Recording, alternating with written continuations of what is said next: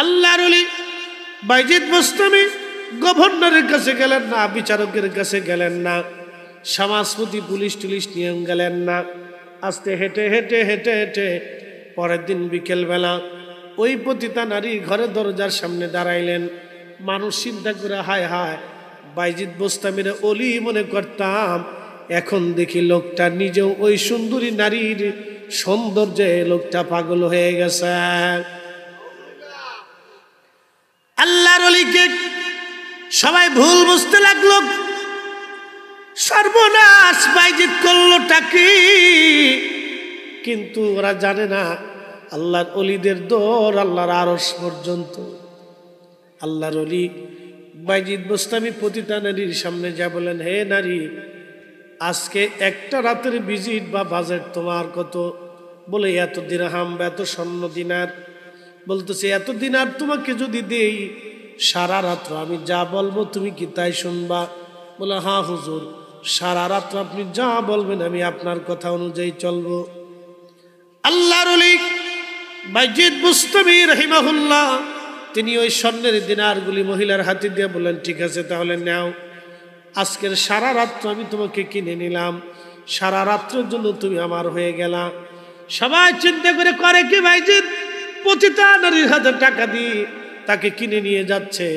বাইজিদ বুস্তামিও কি এই সুন্দরী নারীর প্রেমে পাগল হয়ে গেল, তারই যৌবন দেখে কি নেশায় আসক্ত হয়ে গেল। সবার চিন্তা নেগেটিভ, সবার চিন্তা নেগেটিভ। হযরত বাইজিদ বুস্তামি রাহমাতুল্লাহ আলাইহি মেয়েটাকে নিয়ে হাঁটা দিলেন। শহর দিয়ে হেঁটে হেঁটে আসে, হাজার হাজার মানুষ দেখে অবাক, খাই হায় বাইজিদ করলোটা কি? সবার চিন্তা বাইজিদ বুস্তামি করলোটা কি? এ কাজ ওলি করতে পারে? ভিন্ন চিন্তা সবার। আল্লাহর ওলি বাইজিদ বুস্তামি রাহিমাহুল্লাহি তাআলা আলাইহির রাহমা তিনি এবার মেয়েটাকে নিয়ে হুজরায় চলে গেলেন। হাজার হাজার মানুষ দেখলো বাইজিদ মেয়েটাকে নিয়ে তার হুজরায় চলে গেছে। হুজরার ভিতরে নিয়ে বাইজিদ বুস্তামি মেয়েটার সামনে বসে বললেন, মা, আমি তোমাকে আজকে রাতের জন্য কিনে নিয়ে আসছি, তুমি বলছো সারা রাত আমি যা বলবো তুমি তাই শুনবা। এ মা, আমি বাইজিদের কাম পিপাসা নিবারণের জন্য তোমাকে আজকে আমি আনি নাই। মা রে, তুমি আগে গোসলখানায় যাও, গোসল করে আসো, তোমার জন্য আলাদা রুম আমি নির্বাচন করে রাখছি। গোসলখানায় গেল মহিলা, গোসল করে পাক সাফ হয়ে আসার পরে আল্লাহর ওলি বাইজিদ বুস্তামি রাহমাতুল্লাহ আলাইহি মেয়েটাকে নাস্তা করাইয়া যায় নামাজে বসাই দিয়ে বললেন, মা, তোমাকে আজকে নিয়ে আসছি, সারা রাত্র ভরে ভরে তুমি আজকে নামাজ পড়বা।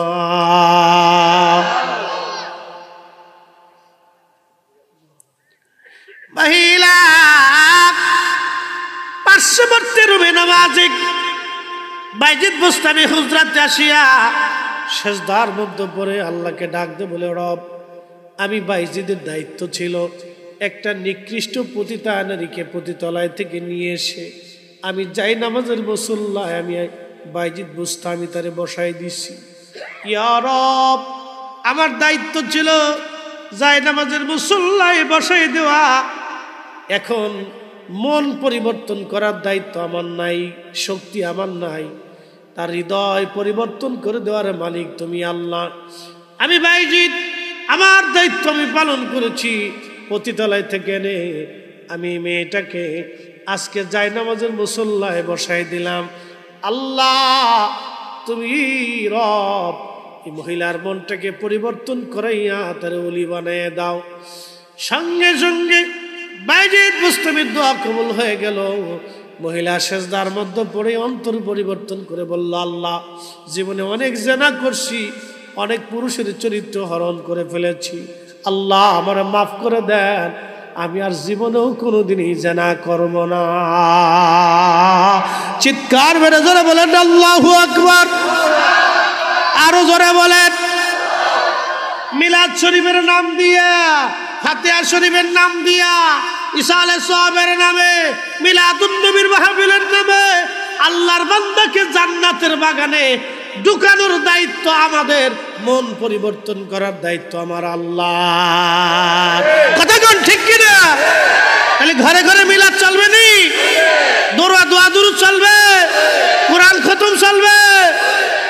হেদায়েতের মালিকানি না, উনি মালিক। আমাদের দায়িত্ব হলো জিকিরের মাহফিল পর্যন্ত বান্দাকে নিয়ে আসা। আমাদের দায়িত্ব হচ্ছে বান্দার আল্লাহর দরবারে বান্দার হাতগুলিকে আল্লাহর দরবারে উঠাই দেওয়া, কবুল করার মালিক আল্লাহ, ওটা আমাদের দায়িত্ব।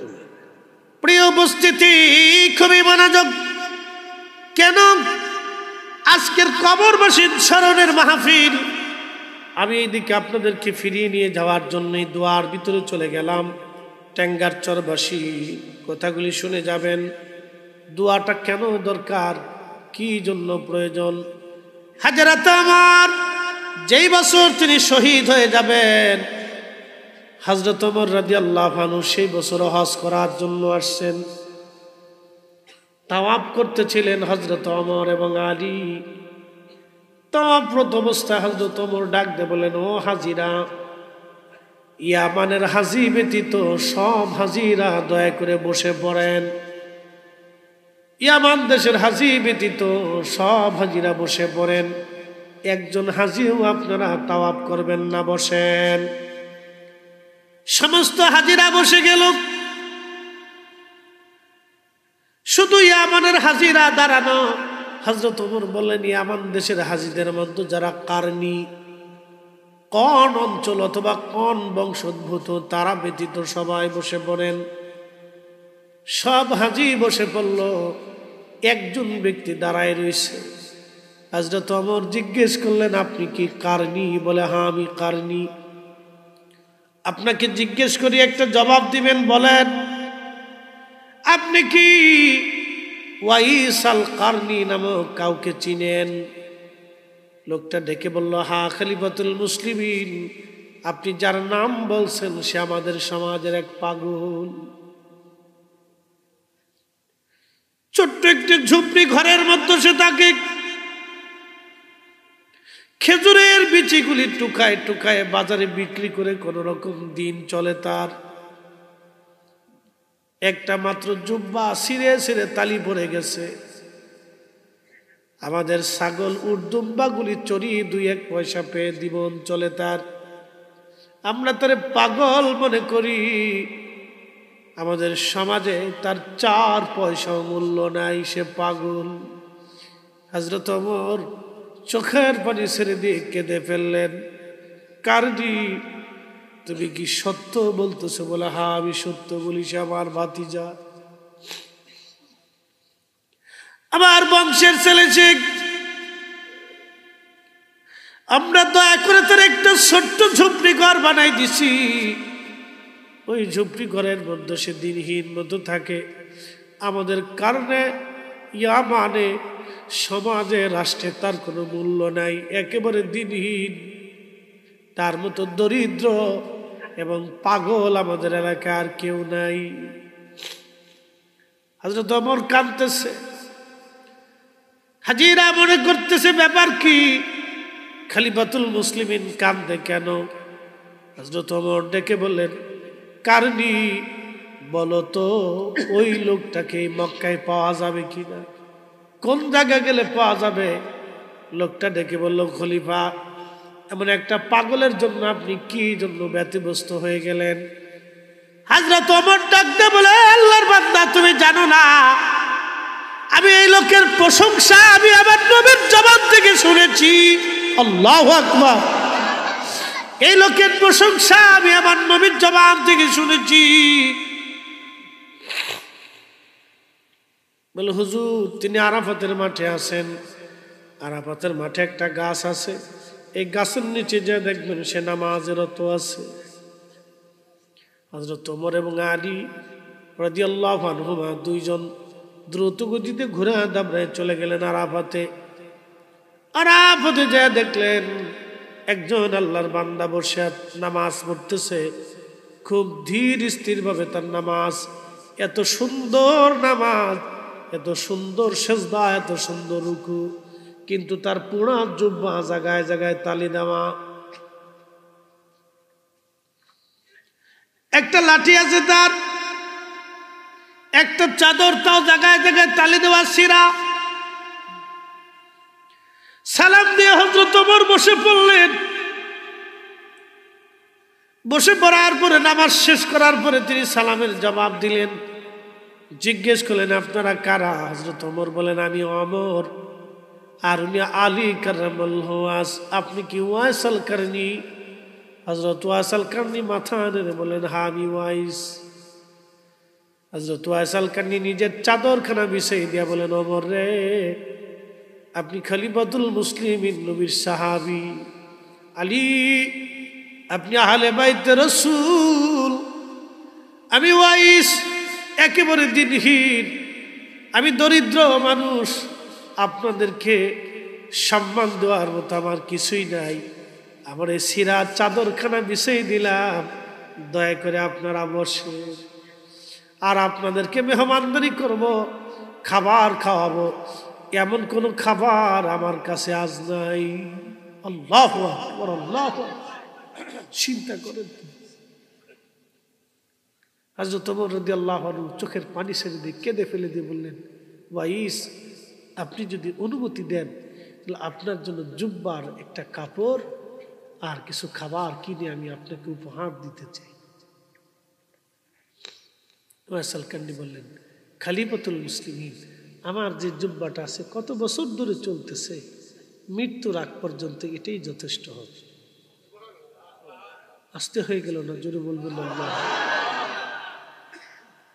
আর খাবার ওটা আপনাকে চিন্তা করতে হবে না, যে মালিক আমার জন্য হায়াত বরাদ্দ করেছেন তিনি আমার জন্য রিজিকের বরাদ্দ করবেন। একিন কি চিন্তা করতে পারছেন? আল্লাহু আকবার। তাওয়াক্কুল তাকওয়া কি ছিল তাদের? তিনার মতো মহিয়সী মহানুভব ব্যক্তি মায়ের সেবা করেছেন, অন্ধ মার খাবার খাওয়াই দিয়েছেন, রান্না করে দিয়েছেন, গোসল করে দিয়েছেন। এই মায়ের সেবা করার জন্য আল্লাহ তার এই সম্মান মর্যাদা তাকে দান করেছেন, এই ইজ্জত আল্লাহ তাকে দান করেছেন। মার খেদমতের জন্য রাসূল করিমের দপ্তরে আসার একটু সুযোগ তার হলো না। আহা, আর আমার মা কবরে চলে গেছে। মা কতটা দিন কত রাত পেরেশানির মধ্যে কাটাইল। বড় আফসোস, সন্তান হয়ে মার কবরের পাশে দাঁড়ানোর মতো সুযোগ হয় না। নামাজে মার জন্য একটু দোয়া করার সুযোগ আমাদের হয় না। একটু মাহফিলে মা বাবার জন্য দোয়া করার মতো সুযোগ আমাদের হয় না। প্রিয় গজারিয়ার মুসলমান, কত রজনী মা আপনার জন্য ছটফট করলো, কিন্তু আজকে মা কবর দেশে চলে গেল, পারেন নাই মার কবরের পাশে দাঁড়াইতে।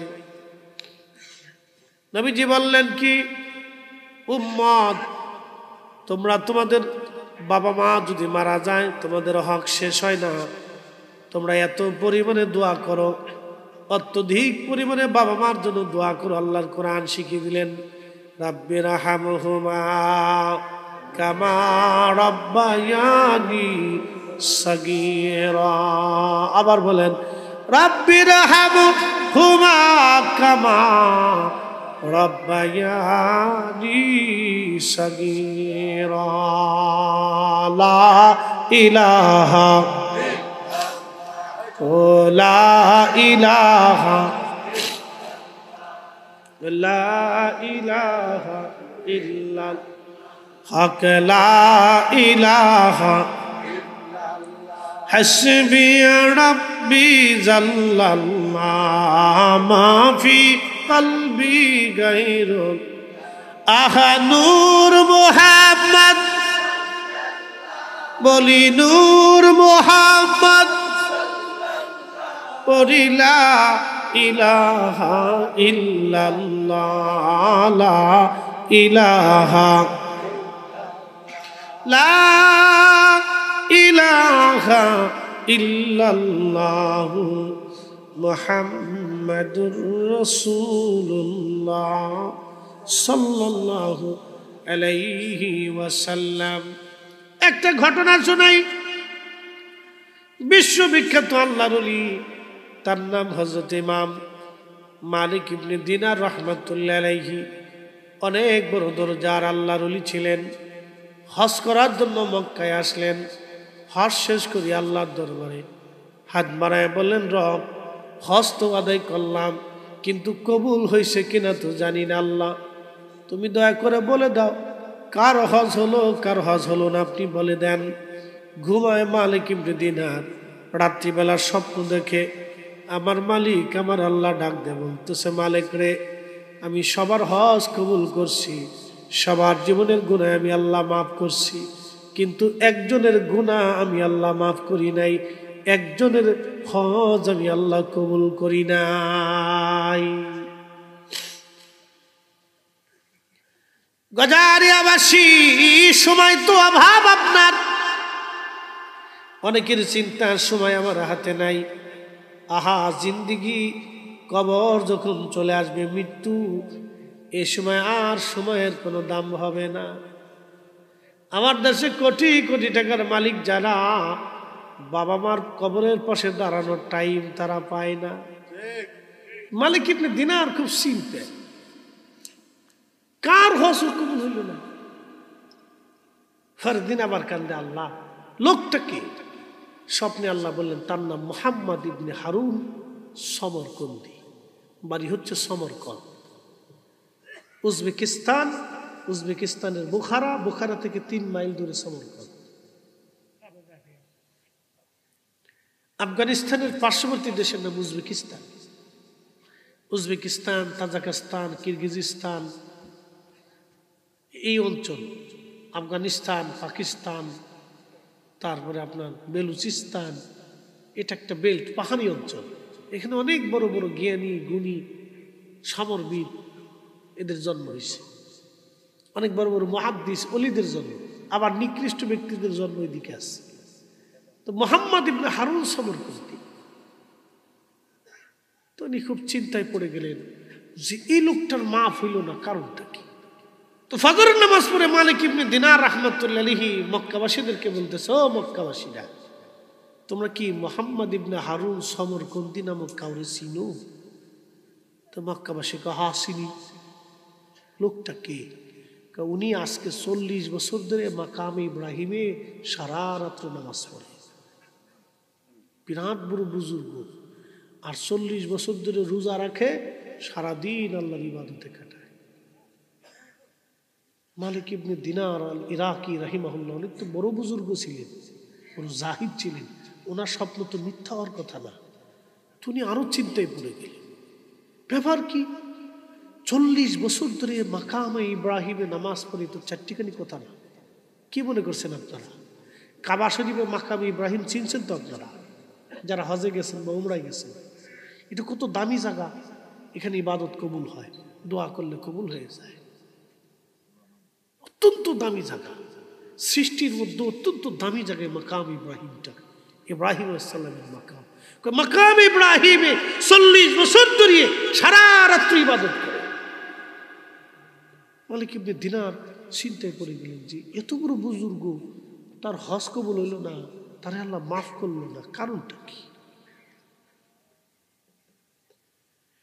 লোকটারে কোথায় গেলে পাওয়া যাবে বলবা কি মক্কাবাসী?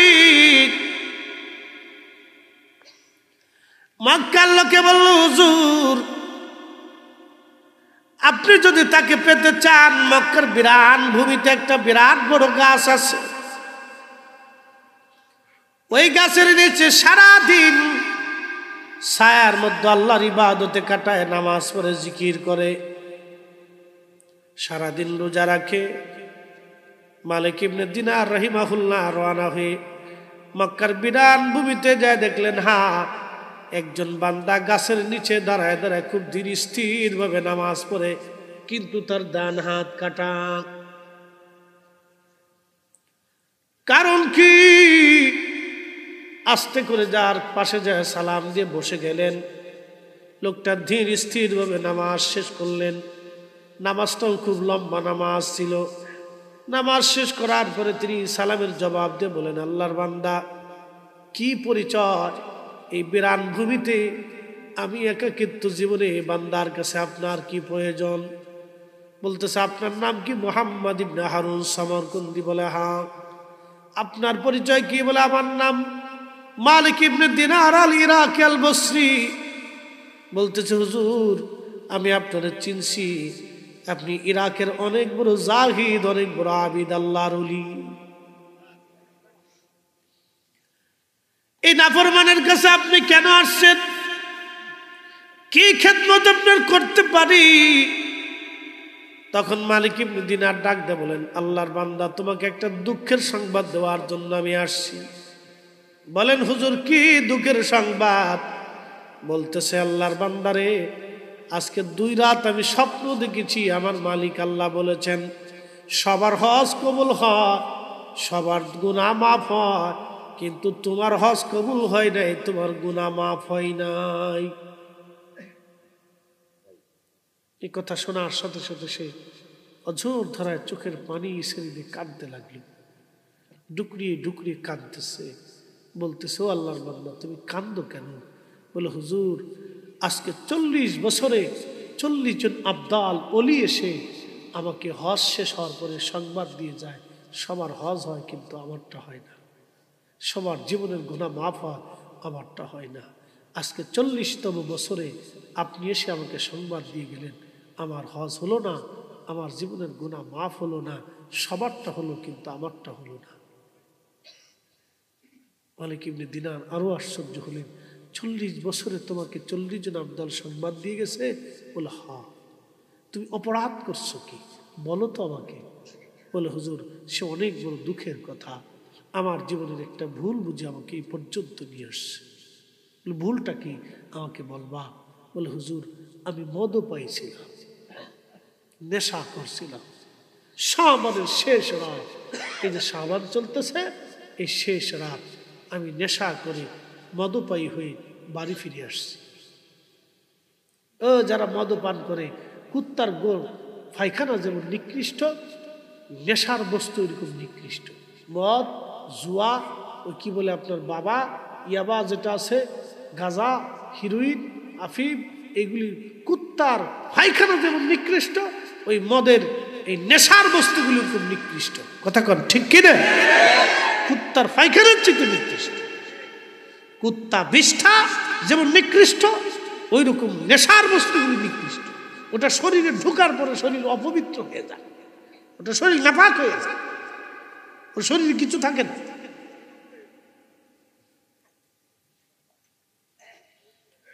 শুনিয়া যান গজারি আবাসিক লোকটা কেঁদে দিয়ে বলল, হুজুর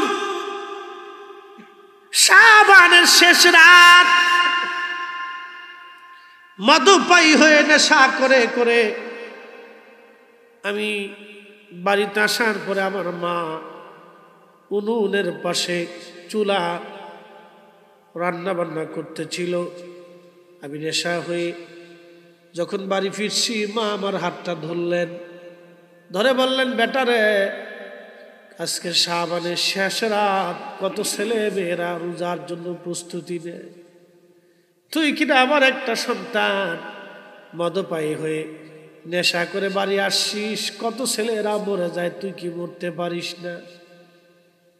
অনেক মারা এরকম রাগারাগি করে না, করে দুঃখে পড়ে তুই মরতে পারিস না, কিন্তু মা কিন্তু অন্তর থেকে কয় না, অন্তর থেকে কয় না। আবার পরে আল্লাহ আমি কয়ে ফেলেছি, তুমি মাফ করে দাও। মা তো ছেলেপেলেরা বুঝে না। তো যাই হোক, এই মা বলে ফেলছে, বলতেছে, হুজুর মা যখন এই কথা বলছে তখন আমি নেশাগ্রস্ত ছিলাম, মদপায়ী ছিলাম, শয়তান আমাকে পেয়ে বসলো, আমি মাকে ঘুষি মারতে লাগলাম, আঘাত করতে লাগলাম, মারতে লাগলাম। মা আরো আমার উপর রাগান্বিত হলেন, আমি মার উপর আরো রাগান্বিত হইয়া জাপটে ধরে মার এনে আগুনের মধ্যে ফেলে দিলাম। আহা, আমার স্ত্রী আমাকে ধাক্কাইয়া ঘরের মধ্যে নিয়ে ঘরের দরজার বাহির থেকে খিল মেরে দিল। সারা রাত্র আমি নেশার ঘরের মধ্যে কেটে ফজরের সময় সকালবেলা ঘুম যখন উঠলাম আর নেশার ঘোর কেটে গেল। আমি আমার স্ত্রীকে ডাক দিলাম, বিবিরে কোথায়? কর্কশ ভাষায় আমার স্ত্রী বলল, তোমার মতো নাফরমানের সঙ্গে আমি আর কোনোদিন সংসার করব না।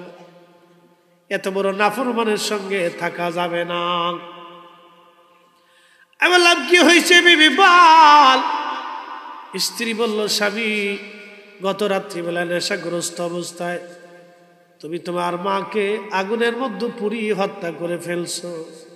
হুজুর ঘরের দরজা ভেঙ্গে বের হইয়া আমি উনুনের পাশে দেখি মা নাই, ওরা শরীর বার আগুনে কালা হয়ে গেছে পুড়ে পুড়ে। মা দুনিয়াতে রই করলাম কি, জীবনের কত বড় ভুল আমি করছি, এই ভুল সমাধান আমি কি করে করব। হুজুর আমি আমার মারে দাফন করলাম, স্ত্রী থেকে জুদা হলাম, তালাক নিলাম। তৎকালীন সময় আমার ৮,০০০ স্বর্ণ মুদ্রা ছিল। এই ৮,০০০ স্বর্ণ মুদ্রা আমি আল্লাহ রাস্তায় দান করে দিলাম, যদি আল্লাহ আমাকে মাফ করে দেয়। সেই সময় ৮,০০০ স্বর্ণ মুদ্রা বর্তমান সময়ে কয়েকশো কোটি টাকা হবে। ১২ জন দাসী বাদী ছিল আমার, সব আজাদ করে দিলাম। যত জমি জমা ছিল সব আমি আল্লাহ রাস্তায় দান করে দিলাম, যদি আল্লাহ মাফ করে। হুজুর যে হাত দিয়ে মাইরে মারছিলাম, এই যে দেখেন আমার হাতটা কাটা, আমি আমার বাম হাত দিয়ে কুড়াল দিয়ে কুবাইয়া কুবাইয়া আমি আমার সেই হাতটাকে কেটে ফেলে শরীর থেকে বিচ্ছিন্ন করে ফেললাম, যদি আল্লাহ আমারে মাফ করে দেয়। তারপরও আমার মনের আশা হয় নাই। সুদূর সমরকন্দ থেকে আমি মক্কায় চলে আসছি। ৪০ বছর ধরে দিনহীন ক্ষুধা বরণ করে মাকাম ইব্রাহিমে নামাজ পড়ি, আল্লাহর কাছে কান্দি। সারাদিন এই বিরাট ভূমিতে গাছের নিচে ইবাদত করি নিরিবিলি। ৪০টি বছর ধরে ক্ষুধার ঘর ধরে ধরে কান্দি। সবার ক্ষমা হয়, আমার ক্ষমা হয় না। সবার হজ হয়, আমার হজ হয় না। কি বুঝলেন? বুঝে তারপর কবরে যেতে হবে, বুঝে যেতে হবে। এই জন্য রাসূল বলছেন যে পিতামাতা পাইল কিন্তু খেদমত করে জান্নাত নিতে পারল না, সে তার আখিরাত বরবাদ। প্রিয় মুসলমান খুব মনোযোগ দিয়ে আল্লাহর বান্দা সমরকন্দে কেঁদে কেঁদে বলে হুজুর ৪০ বছর ধরে ক্ষমা চাই, মালিক আমারে মাফ করে না, আমি কি করব এখন বলেন। মালিক ইবনে দিনার মুখের মধ্যে হাত দিয়ে, কিতাবে যেভাবে আসছে আমি সেভাবে বলতেছি, মুখের মধ্যে হাত দিয়ে চোখের পানি ছেড়ে ছেড়ে কাঁদে, দাড়ি মোবারক ভিজে যায় আর বলে আল্লাহর বান্দা করছো কি? পৃথিবীতে আগুন লাগাইয়া এই আগুন থেকে তুমি পালাইতেছো, এত বড় সর্বনাশ তুমি তোমার নিজেরে করছো। কে তোমাকে মাফ করবে বলো? কে তোমারে ক্ষমা করে আনবে বলো? করছিস কি? তোকে আল্লাহ কি করে ক্ষমা করবে? এত বড় নাফরমান। ঠিক তখন ইমাম আবুল ফারাজ ইবনুল জৌজি লিখতেছেন, আল্লাহর বান্দা আল্লাহর দরবার দুহাত পেতে তুললেন, খুব বিনয়ে আর কাকুতি মিনতির সাথে আল্লাহর দরবারে কেঁদে কেঁদে বললেন, হে বিপদ অপসরণকারী, যেভাবে কিতাবে আসছে সেই বলতেছি বাংলাটা, হে তওবা কবুলকারী রব, তোমার প্রশংসা করার মতো যোগ্যতা আমার নাই, তোমার প্রশংসা তুমি নিজেই করেছো আল্লাহ। হে মালিক, হে আল্লাহ, এ বান্দা একটা ভুলের জন্য ৪০ বছর ধরে ক্ষমা চাচ্ছি মালিক। আমি এমনিতে হাত বাড়াই নাই, ৪০ বছরের অনেক ইবাদত নিয়ে তোমার দরবারে ক্ষমা চাইতেছি আল্লাহ। তুমি যদি তোমার দরজা থেকে আমাকে শূন্য ফিরে দাও, তোমার এই বান্দা কোথায় যাবে? তুমি তো কোরআনে ঘোষণা দিয়েছ, তুমি বান্দাকে যত অপরাধী হোক ক্ষমা করে দিবা আল্লাহ। আমি তো ক্ষমার আশায় তোমার দিক চাই রয়েছি। খুব বিনয়ে বিনয়ে আল্লাহর সাথে কথা বলতেছিল, কাঁদতেছিল। মালিক ইবনে দিনার চলে গেলেন। সে দীর্ঘ সময় আল্লাহর দরবারে হাত তুলে কাঁদতে লাগলেন, আল্লাহ আমার ভুল হয়ে গেছে। এ মুসলমান, দোয়া বন্ধ করার জন্য লাগছে না, খালি কা দোয়া না করলেও চলে, না করলেও চলে, না করলেও চলে, খেটেই গেছে না করলে চলে। জীবনের কোন দিনে দোয়া কবুল হবে আমরা কেউ জানি না। এবারটার 40 বছরের দোয়া কবুল হয় নাই, কিন্তু আজকের এই দিনের দোয়া আল্লাহর দরবারে মঞ্জুর হয়ে গেল। একসাথে বলবেন না আল্লাহু আকবার। কোন দিনের দোয়া কবুল হবে আমরা কেউ জানি না। এই জন্য রব বলছেন উদউনি আস্তাজিব লাকুম,